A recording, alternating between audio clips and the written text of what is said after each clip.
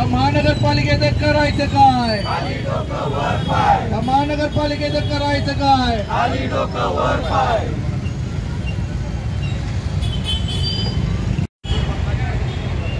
शहराचं बक्कालीकरण करणाऱ्या महानगरपालिकेचा, शहराचं बक्कालीकरण करणाऱ्या महानगरपालिकेचा धिक्कार असो, धिक्कार असो, धिक्कार असो, धिक्कार असो.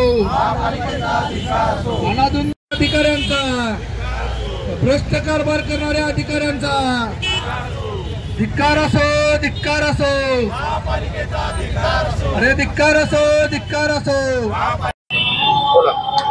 कोल्हापूर महानगरपालिकेच्या बकालीकरण आणि अनागोंद कारभाराच्या विरोधात हे लाक्षणिक उपोषण आम्ही केलेलं आहे. जनता तुमच्याकडे एखादं वस्तूंचं टेंडर भरताना त्याची डिपॉझिट भरते, त्याचं टेंडर पास झाल्यावर तुम्हाला डिपॉझिट किंवा बयाना रक्कम भरायचे आदेश येतात.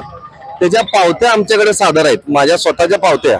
तर त्या पावत्या सुद्धा यांच्या सॉफ्टवेअरमधनं गायब झालेल्या आहेत आणि त्यांचं असं म्हणणं आहे की आमच्या सॉफ्टवेअरमधनं गायब झाले आहेत म्हणून आम्ही तुम्हाला याचं पेमेंट करू शकत नाही. एक नागरिक म्हणून मला हे विचारायचं, अशा कोण पावत्या तयार करू शकते काय? त्याच्यावर सिरियल नंबर आहेत, त्या पावत्यांचे आवक जावक क्रमांक आहेत आणि रोज फेऱ्या मारायला लागतात. सामान्य जनतेला प्रत्येक गोष्टीचा त्रास होतोय. आमच्यासारख्या समाजात काम करणाऱ्या लोकांना जर एवढा त्रास होत असेल तर सामान्य नागरिकाचं काय?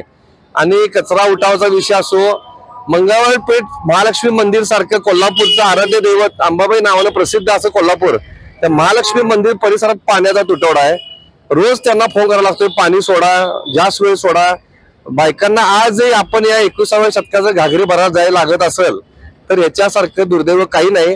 त्यामुळे हे लाक्षणिक उपोषणाची ही सुरुवात आहे. हे मोठं आंदोलन आमच्या वरिष्ठांच्या मार्गदर्शनाखाली यापुढे मोठ्या प्रमाणात होईल, याची दखल महापालिकेने घ्यावी.